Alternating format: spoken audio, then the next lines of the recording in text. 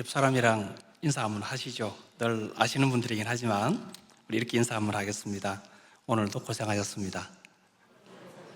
네, 고생하셨죠? 네, 뭐든지 간에 고생하셨습니다.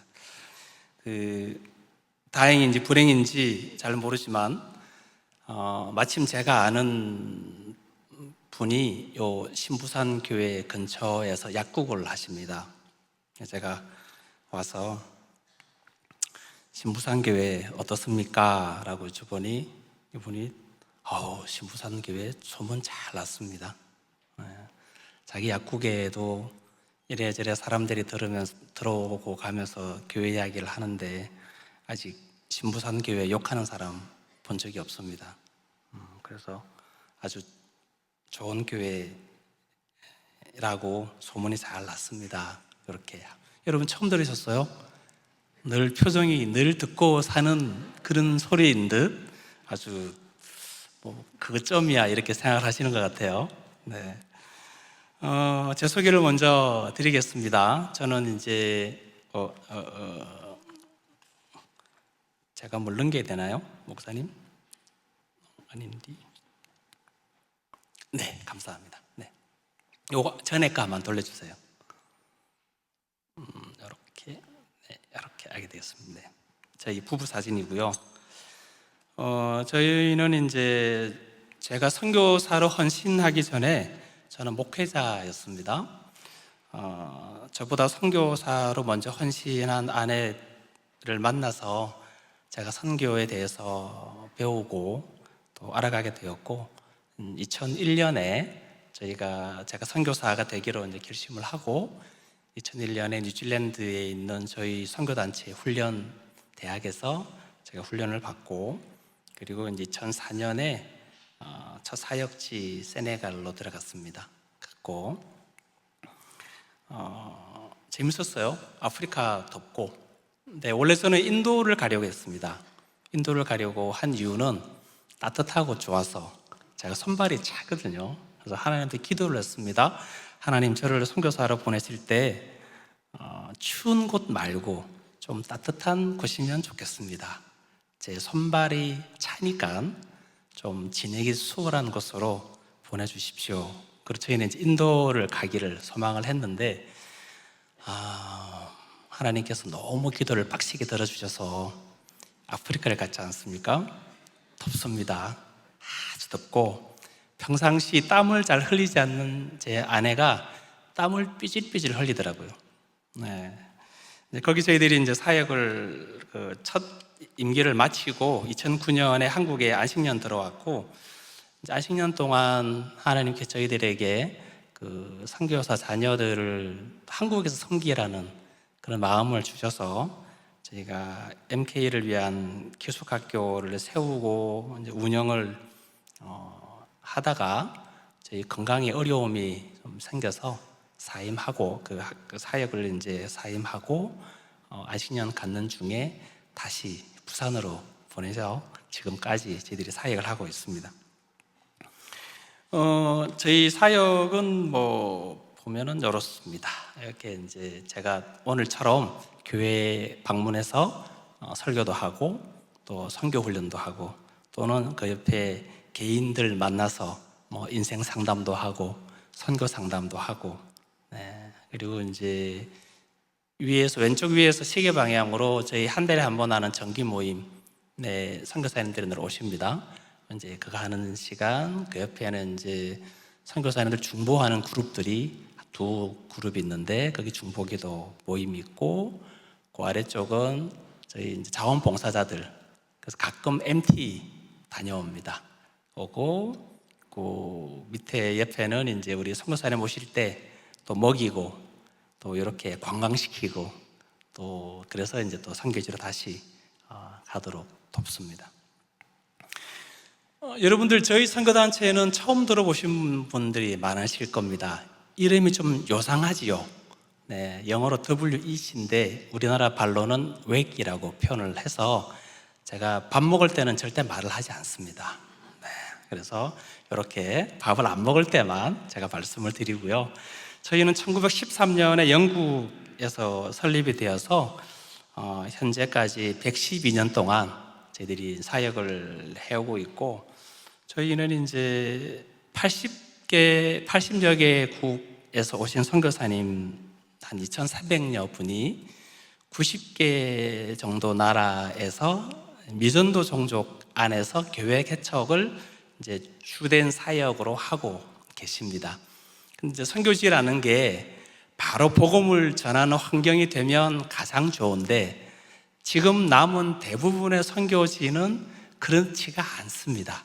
그야말로 맨 땅에 헤딩해야 되는 곳이 아주 많습니다.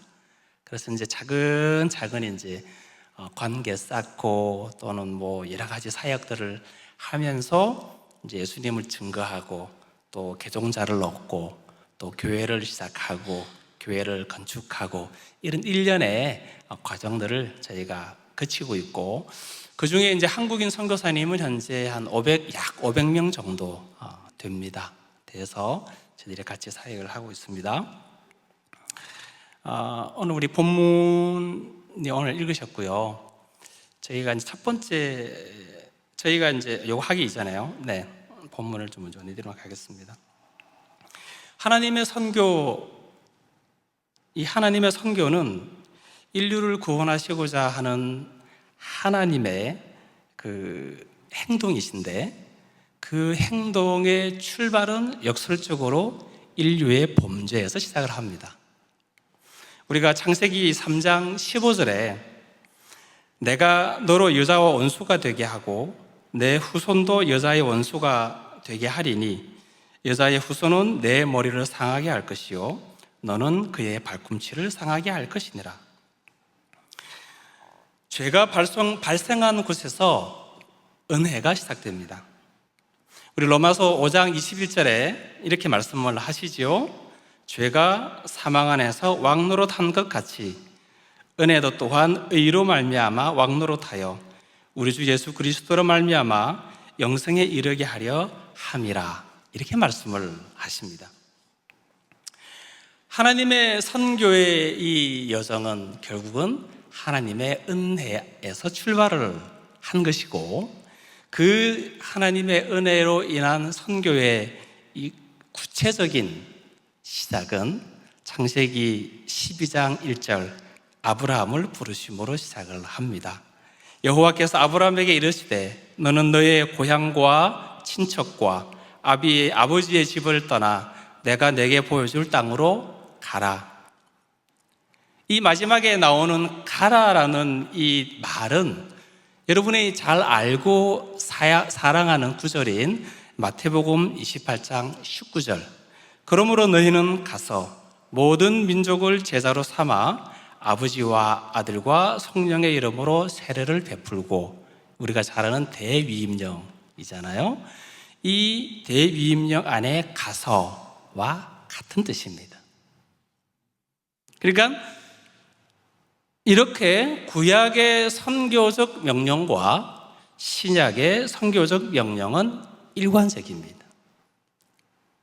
그래서 창세기에서 하나님이 말씀하셨던 그 선교의 시작과 예수님께서 승천하시면서 제자들에게 주셨던 선교의 이 중요한 임무는 서로 떨어져 있는 것이 아니라 서로 항상 연결이 되어 있다, 그 이야기입니다. 하나님께서 아브라함을 부르실 때 요구하신 것이 딱 한 가지 있습니다. 복잡하고 힘든 게 아니었습니다. 바로 순종입니다. 하나님을 향한 그 불순종이 점점 노골적이 되고 난폭해지는 세상에게 하나님께서는 순종하는 백성을 보여주고 싶으셨습니다. 우리가 상식적으로 생각할 때 어느 한 패거리를 상대할 때는 그 패거리에 맞먹는 실력이나 그 패거리보다 몇 배 이상 많은 힘이 있어야 상대를 하지요. 그런데 세상 온통 하나님을 대적하고 그분에게 반항하고 의도적으로 그분의 뜻을 거스르는 그들 앞에 하나님께서는 달랑 한 명을 세우십니다. 그러면서 너의 힘을 보여줘, 너를 통하여 나의 힘을 보여줄 거야 라고 말씀하지 않으셨습니다. 하나님께서 아브라함에게 요구하신 것은 단 하나, 너는 내 말에 순종하는 사람이면 돼. 나는 그것으로 충분해. 그리고 나는 너의 그 순종을 통하여 내가 세상에 보여줄 것을 보여줄 거야. 이것은 아브라함을 부르실 때의 가서와 예수님께서 제자들에게 가라라는 그 두 말이 일관적이듯이 이 순종에 대한 우리의 요구받는 것은 예나 지금이나 앞으로 똑같습니다. 그래서 우리의 삶이 그런 게 되는 것이지요. 이 순종은 주인과 노비의 신분적인 차이를 바탕으로 한 순종이 아닙니다. 하나님과 하나님의 백성으로서 하나님이 주신 자유 안에서 대등한 위치에서 이루어지는 순종의 관계입니다. 하나님께서 이스라엘 백성을 애굽에서 출애굽시키실 때 늘 말씀하십니다. 나는 너희를 애굽에 종되었던 너희를 불러낸 하나님이다.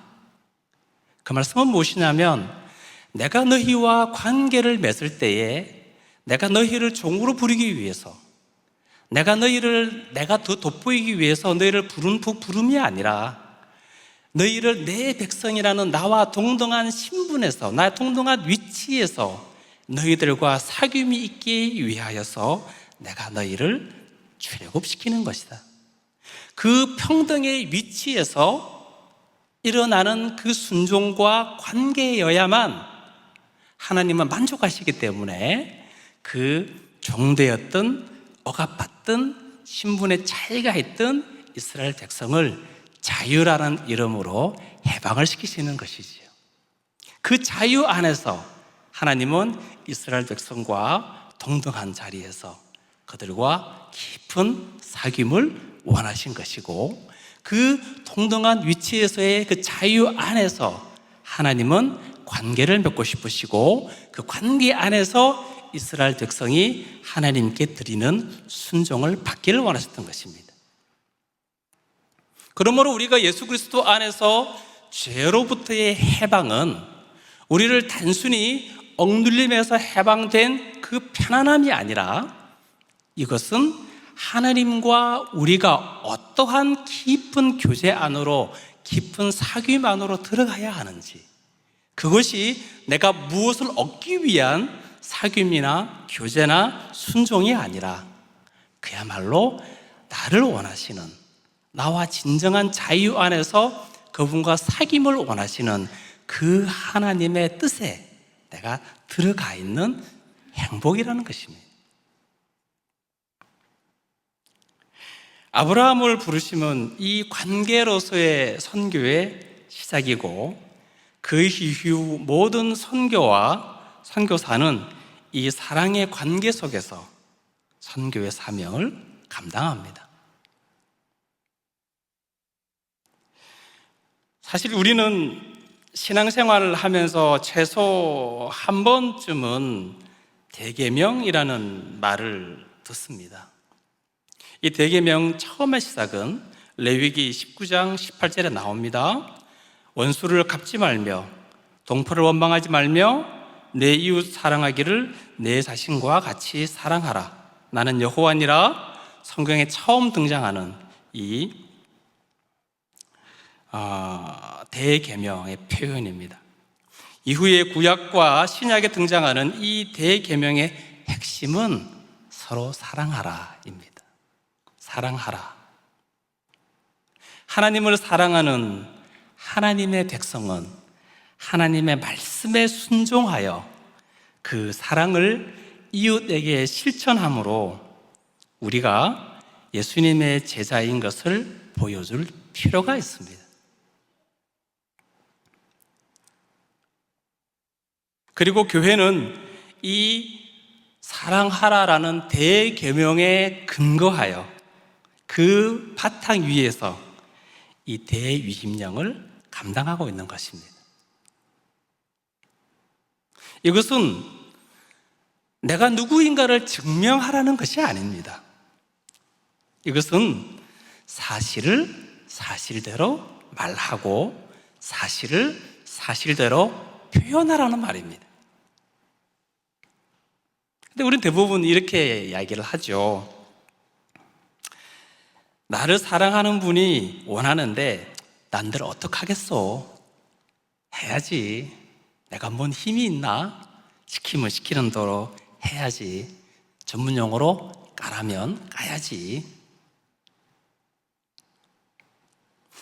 사실 우리가 신앙이 연수가 짧고 믿음의 깊이가 깊지 못할 때는 이런 이야기를 들을 때 우리는 추동적으로 접근을 합니다.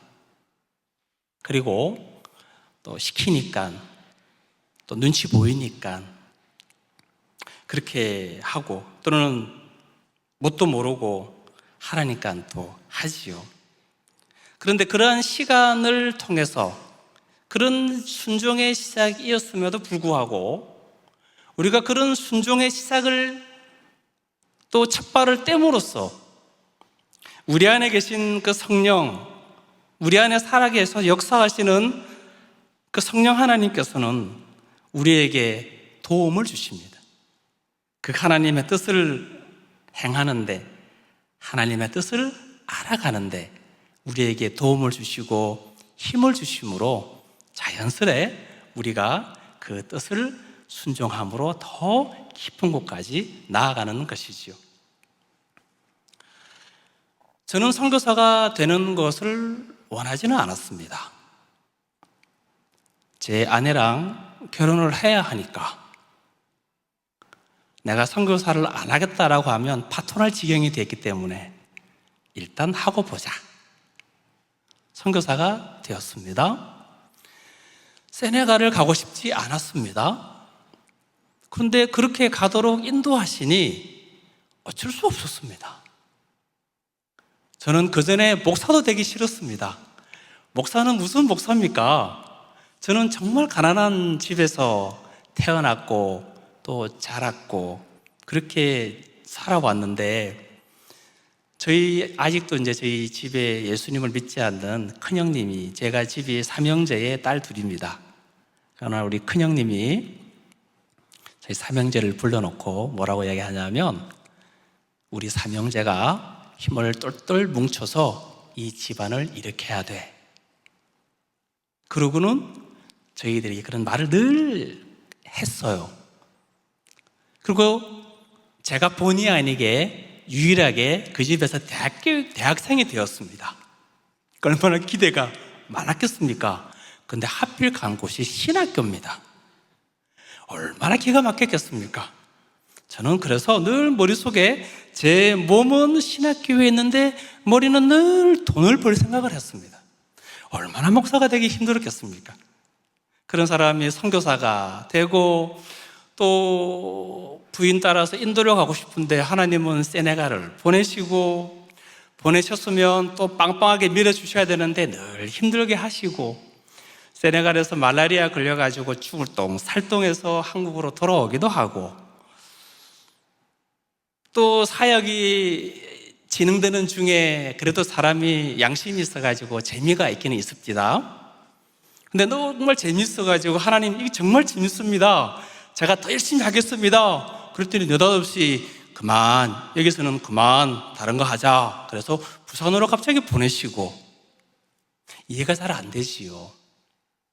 내가 순종하는 자리에 나아가는 또 정말 내가 자원해서 자발적으로 하나님께 순종하며 나아가는 것이 처음부터 되지는 않더란 말입니다.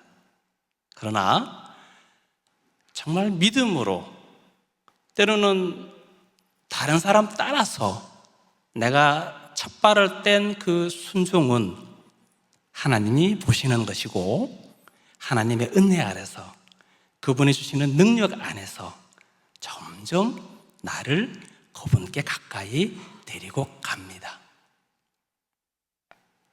그리고 그런 우리의 모습이, 사람들의 비치는 그런 우리의 모습은 신기하고 놀랍고 이상하리만치 보기가 좋습니다. 똑같이 그들과 나의 삶이 같은데 왜 저 사람들에게서는 멋있어 보이지?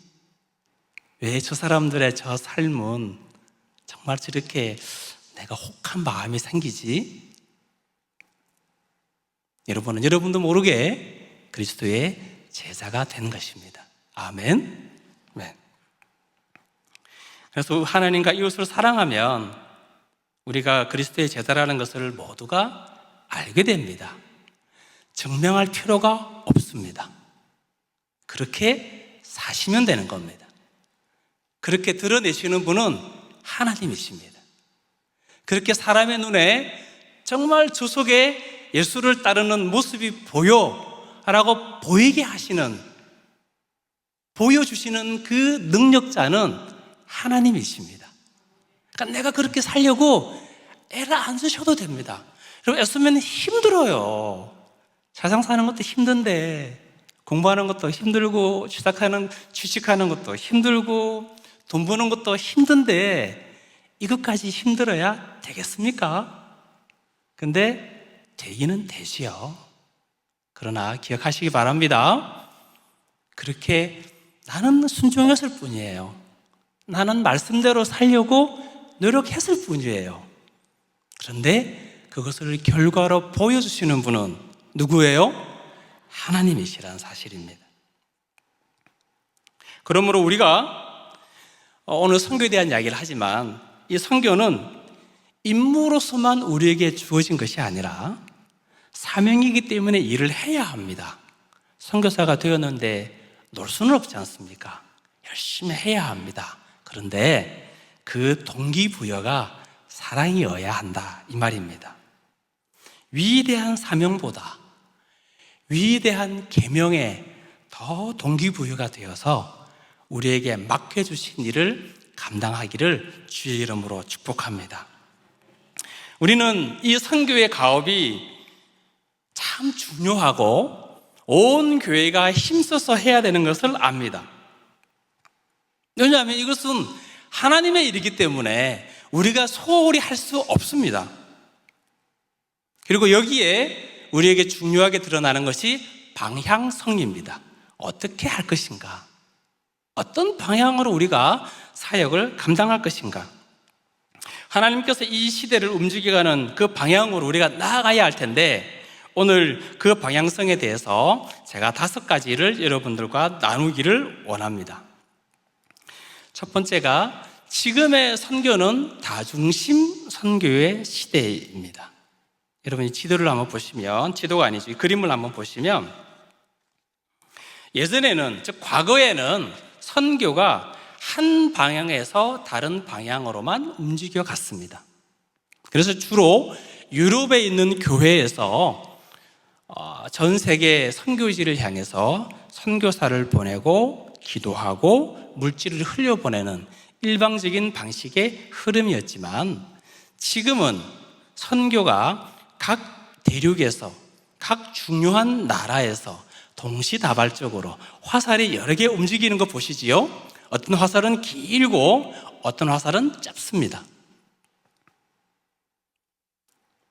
지금 전 세계 선교사의 분포를 살펴보면 53%가 서구 출신이고 47%가 비서구 출신입니다. 그러나 예수님을 믿는 그리스도인의 비율을 보면 그리스도인의 75%가 비서구 지역에 살고 있습니다. 이 수치는 1980년대에 이미 역전이 된 겁니다.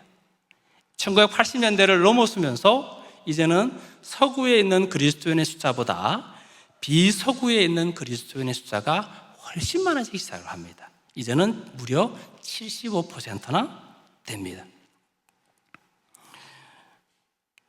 여러분 이걸 보시면 저희 외계 선교사 출신 국가를 나타냅니다. 80여 개의 나라가 있지요. 요즘 여러분 보시면 빨간색으로 된 나라들이 있습니다. 여러분 보이십니까? 맨 왼쪽 아래쪽에 보시면 방글라데시, 캄보디아, 어디 보면은 어디 있습니까? 쿠바, 파키스탄, 이런 등등의 나라들이 있습니다. 여러분은 이런 나라를 보실 때에 저기가 선교지일까요? 선교사를 보내는 나라들이었을까요? 우리는 보통 선교지로 인식을 합니다. 그리고 맞습니다. 그런데 또 한편 저런 나라들에서 선교사가 나옵니다. 이제는 어느 특정한 나라에서 선교사가 나오는 것보다는 전 세계 곳곳에서 선교사가 나옵니다. 그리고 선교사가 나온다는 말은 그 나라에, 그 종족 안에 교회가 있다는 말입니다. 그 교회가 있어야 선교사를 파송을 할 수 있지 않습니까? 그 말입니다. 그러므로 다중심 선교 시대에서 중요한 역할은 이제 지구 곳곳에 하나님께서 심어놓으신 교회들이 더욱더 선교에 대한 중요성을 인식하고 기도하고 때가 되면 자원들을 발굴하여서 선교사를 파송을 해야 하는 겁니다.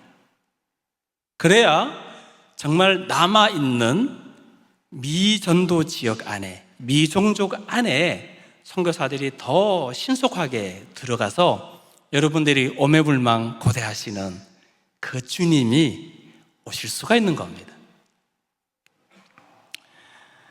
그래서 우리가 이런 고백들을 여러분들 늘 하시면서 우리 신부산 교회가 또 이 중요한 역할을 지금까지 해오고 있는데 하나님 이 놓치지 않고 잘 하게 해 주십시오.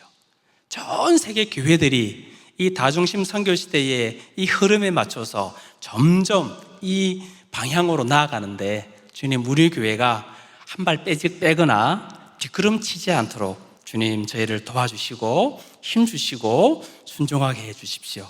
그런 기도를 여러분들이 드리셨으면 좋겠습니다. 두 번째는 성령께 의지할 때 상식을 뛰어넘는 역사를 경험하는 그런 선교의 시대입니다. 우리는 매스컴에서 들려오는 선교의 이야기를 듣습니다. 유럽 국가는 죽는다, 유럽 국가는 안 된다, 망했다. 일부는 맞고 일부는 틀렸습니다.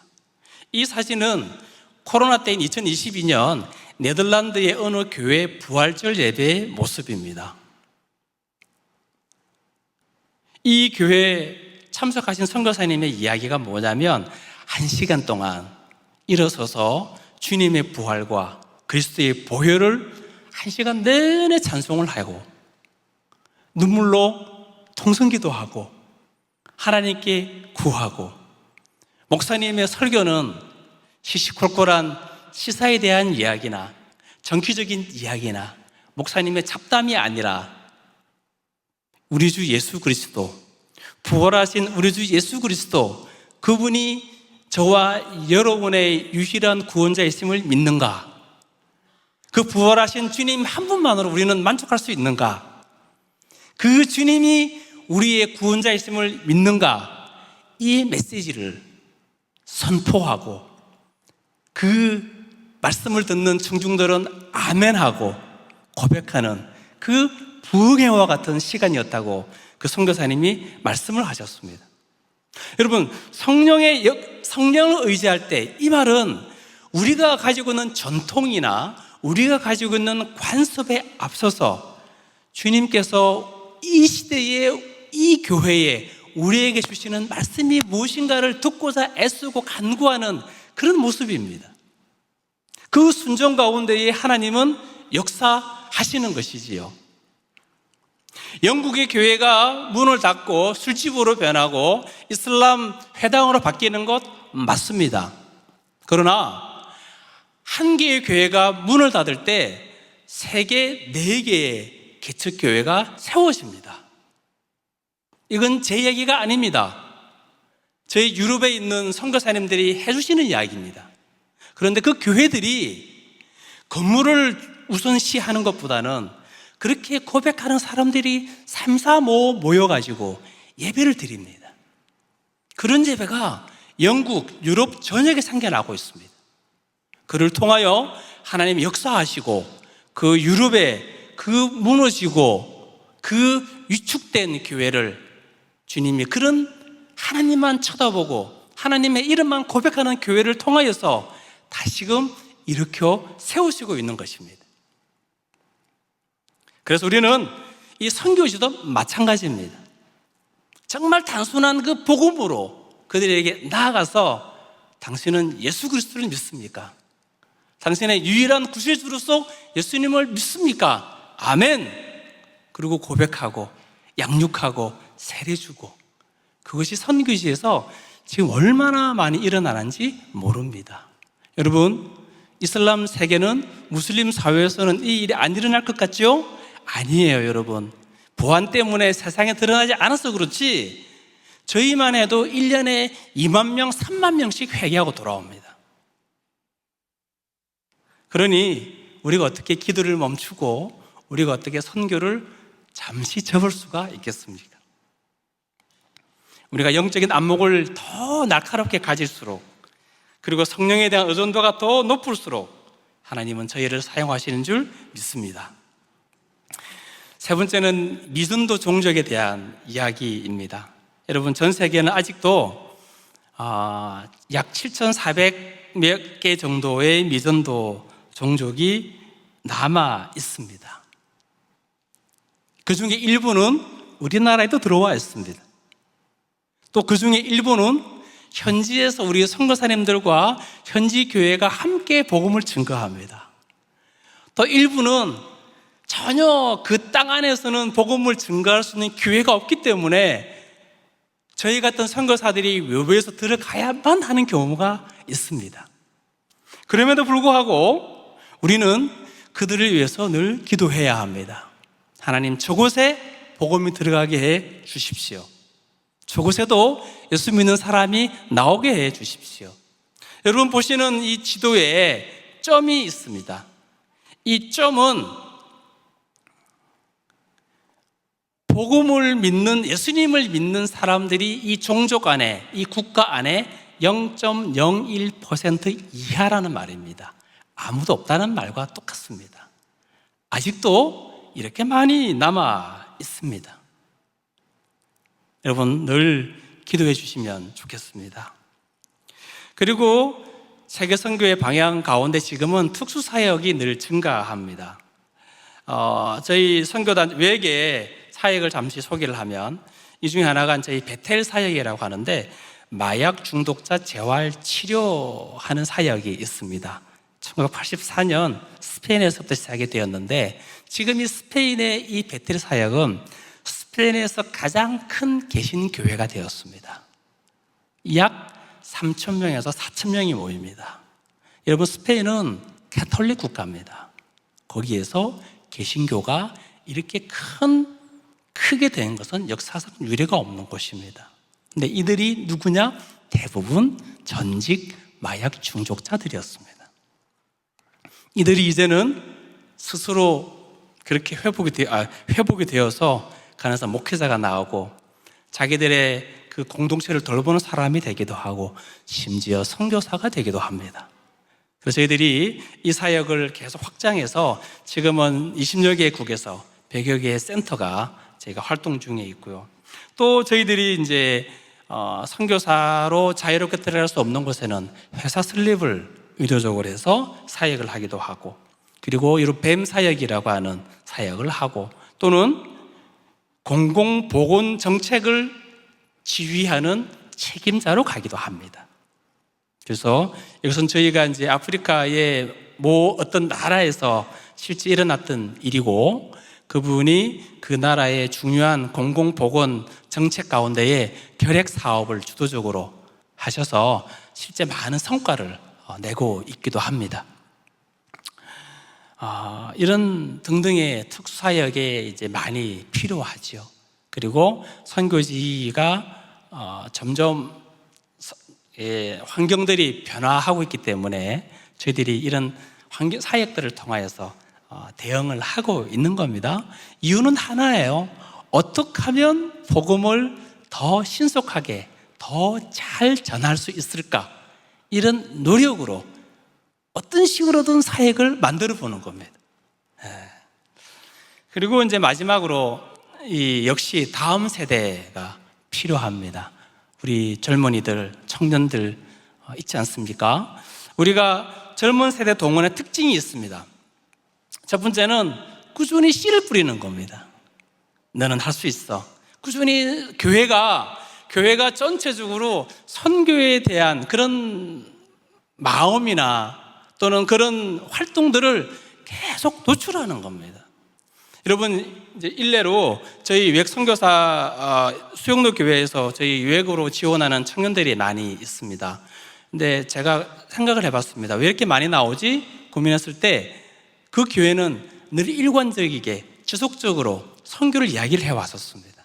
그러니까 청년들이 거기에 이제 반응을 하는 것이지요.